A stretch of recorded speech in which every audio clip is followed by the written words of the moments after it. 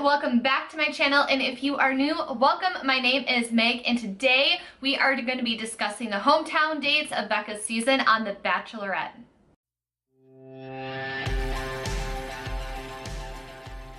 This is where the show really starts to get good. We're getting down towards the end. We kind of had left all the BS, all the drama, all the guys that weren't serious, all the weirdos, the drama causers, they're all basically gone, and now I feel like this is a part of the show where we really get to enjoy it, get to know the guys that are left, and just get like immersed in cuteness. So first up on the hometown date, Becca went to Garrett's hometown, and of course, being country, they had to have a farm date, and that was really cute and everything, and Garrett just expressed to Becca his desire to start a family, to have a family, and really like reiterated that a lot to her. Becca was feeding into it. Again, I feel like this could be a lot more adorable had Garrett not done the things he had done on social media, but actually, I feel like he probably would have been in the running to be the next Bachelor if he's not chosen, but because of like all the backlash and everything online, I think, yeah, that's not gonna be happening. In the interviews, Becca mentions again that she feels like she has such a strong connection to Garrett because he is so familiar of her dad. But is that going to be enough for her? Is that something she's kind of going blindly in with? Let me know in your comments below. Do you think like she is a little bit blinded by the fact that Garrett reminds her so much of her dad? Or do you think like that is a really good sign and her connection is really great for that reason? When meeting the family, his family, understandably for all the families, they are going to be like a little bit reserved about it because it is quite an odd situation. You go on a dating show where this person's dating multiple people, you're there for about 3 or 4 months, and then at the end you're expected to be engaged, so it's kind of a lot to soak in and a lot to take in. His family had some reservations at first, but they did like Becca a lot. Moving on to Jason. Becca seems so infatuated with Jason, but I just can't see them together. Like, I don't know what it is. There's just something about them that's like not making that perfect mesh or like that great connection. And I hope he's not the one she picks because I just can't see it. It's not like a perfect, not giving me that perfect fairy tale ending vibes that we are all looking for in the show. And with that being said, I heard rumors that Jason is in Paradise, but he wasn't on the casting list. And I also can't really see him being a strong front leader to be the Bachelor. So let me know your thoughts on that. If Jason isn't at the end of this, could you see him as the Bachelor, or would you rather see him in Paradise? Moving along to the actual date, they went and played hockey, had a whole bunch of fun with that. And Becca just really expressed his lack of feelings and just him not being as vocal as the other contestants about where he's at, because I mean at this point you're coming down to the end, you're expected to get down on a knee and propose, and if your feelings aren't there or you're not expressing your feelings, it's kind of a bit of an issue. But Jason lets us know in the interviews that he was just waiting for the perfect moment to let Becca know that he is in love with her. Jason's family was oddly like the most excited about this, and the most excited to meet Becca, and the most excited for him to be engaged at the end of this. So that was a really great sign that his family was so welcoming and able to enjoy the whole process. Before he says goodbye to Becca, he gives a really sweet speech about how much he is in love with her. And Becca, of course, is what she had been waiting for.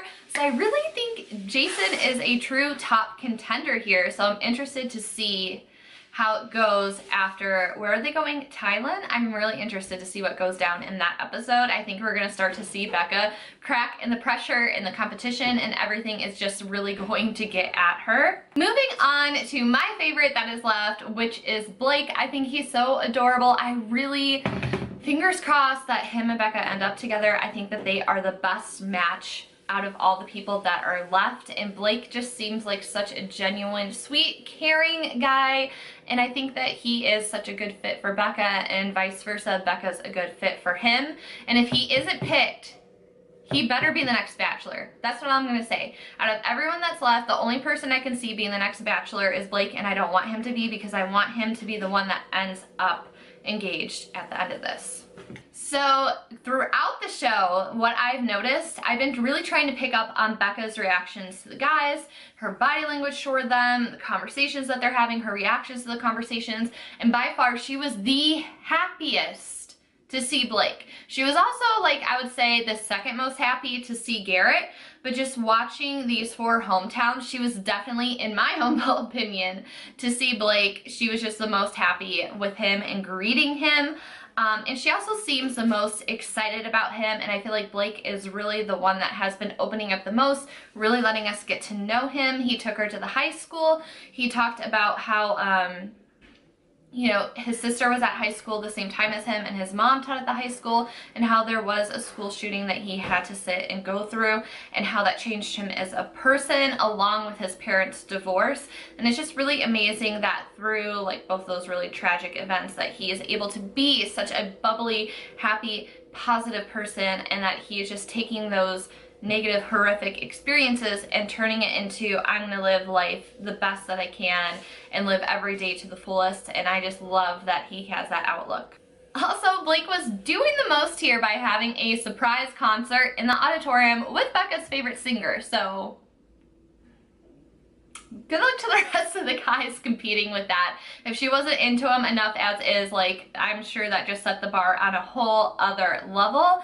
And Blake's mom was also really sweet and supportive of him throughout this process. Of course, she had her reservations and she was like a little bit nervous, as any good mom would be, but in the end she ended up being supportive of his relationship with Becca and if this were to go further into an engagement. So lastly, we go to Colton's hometown, and this is just like, I get it. I get that, like, Colton is, like, super hot looking, and I get why Becca kept him along, because it's just like, he is a really good looking guy, but I don't think that there was ever much else past that in their relationship, and I think she was kind of hoping to dig deeper to see if there is a connection, but at the end of the day, I just can't really see Colton and Becca together at all whatsoever, and we already know that he's not going to be the next Bachelor because they're giving him a chance with Tia again in Paradise. So, because if it wasn't for that, I would say Colton would probably, I mean, he was literally in the correct position to be the next Bachelor, but we'll get into that more in a second. Again, it's really obvious that Becca doubts this relationship the most, and it's kind of pretty obvious that, you know, he's going to be the one that isn't going to make it through to the top 3, but they do spend the day at a children's hospital, so we really got to see Colton's, like, charitable side and how he likes to spend time there and give back to the community in that way, which is really sweet. And then Colton's dad, again, is Mr. Protective, his whole family was, and he just said something to Becca, it is better to hurt him now than hurt him down the road. And I don't think Becca took those words really lightly, because as we could tell, she's kind of doubting him the most. So I think that that's something that she's really taking to heart here, and really taking to heart with all of the guys. And I still just don't get this genuine feeling from Colton. Not that he's not a genuine person in general, but I just don't think Becca's the right fit for him, so I don't think he's being completely genuine with her. And with the right person, I think we would see a whole other side of him. Becca then, of course, being caught up in her thoughts and unsure of where she stands with Colton, has a sit-down talk with his mom after he does. When Colton talked with his mom, she is kind of like, are you really ready for this? And then he kind of expresses his emotions and his feelings, which again, I didn't truly think were that like 100% genuine. But it was enough to convince his mom that this process is working for him and that he is in love with Becca. So when Becca sits down with Colton's mom, she said, if you had talked to me 10 minutes ago, I would have said, no, I don't think he's committed to this. But after talking with him and what he said to me, I do believe he is taking this seriously, and I do believe he's ready to be engaged. Because again, Colton being a virgin and not having a lot of dating experience does bring up a lot of red flags, and I totally get Becca's viewpoint on that. Like, are you sure you want to be with me forever when, you know, you don't want more experience, you don't want to date around? So that is obviously a big hesitation for her. Now, before the rose ceremony, she gathers all her closest girlfriends together. So we get to see Becca, Caroline, Cian, Kendall, and of course Tia. She's going through giving them a brief summary of all the hometown dates with the guys, and as soon as it gets to Colton, Tia goes, "Can I talk to you for a second?" Basically, Tia takes her outside and lays it down that ever since they met weeks ago, she still has feelings for Colton, and it makes her sick to her stomach thinking that he got this far, and the whole time she was rooting for him to go home so she could try to rekindle things with him. And while I don't think Tia's wrong for expressing this, I do think that her delivery and the words she chose and the way she said things wasn't exactly great, or, you know, making herself look great. I understand if you feel like somebody is the one that got away and having a talk, especially if you're friends with that person or you're in the same network with that person. But I just think she could have come across a different way or said things differently. But I think she was just, you know, really spilling from her gut. But she, you know, in my opinion, I feel like Tia was just making it all about her, and she wasn't really taking Becca into consideration with how she was saying things and how she was wording things. So of course, after that debacle, Tia was getting a lot of hate online, and it actually caused for Becca to post something on Instagram. The day after the episode aired, Becca posted a note on her IG stories that said, "To those who have been bashing Tia, please take a moment to reflect on how it could feel if someone said such hurtful things to you or a friend of yours. Tia and I went on a TV show for the chance at love that would be portrayed to the world, but that doesn't mean we signed up for others to make such harsh judgments based on what is shown in only 2 hours." And in reality, with the whole Becca and Tia thing, literally a minute of time out of like the much more serious talk that they probably had. Of course, you have to keep in mind that production is going to want to edit things a certain way for the drama to keep the views up. And then she just said, you know, "It's not fair to make such harsh judgments based on what is shown in only 2 hours and to spew hatred without actually getting to know us for who we really are. Tia is a kind, strong, upfront, funny, spunky, and caring woman. She has a huge heart, and if anyone sat down with her for 3 minutes, they would realize that. Yes, we are still friends, and my friendships are one of the things I hold most dear. Everyone is entitled to their own opinion, but that shouldn't allow for people to vocalize such hatred when it's not warranted. If I can let it go and move on from one conversation, then I hope everyone else can too." And I think that that is like really wise of Becca to say. She could have been petty about the whole thing, like some other previous contestants on the show, but she kept it really classy, and I think that's why we all really like Becca so much. And your opinions of Tia are whatever they are. Your opinions of Colton are going to be whatever they are. I just don't, like I said, I don't agree with how Tia worded things with what they showed on the air, but Becca was obviously able to move past it, and I think that that speaks volumes of the kind of person that she is. And it was just very bold of Tia to be able to sit Becca down and have that difficult conversation with her. Becca made it clear that that conversation is not going to sway her decision when it comes to the roast ceremony, and let's jump into that.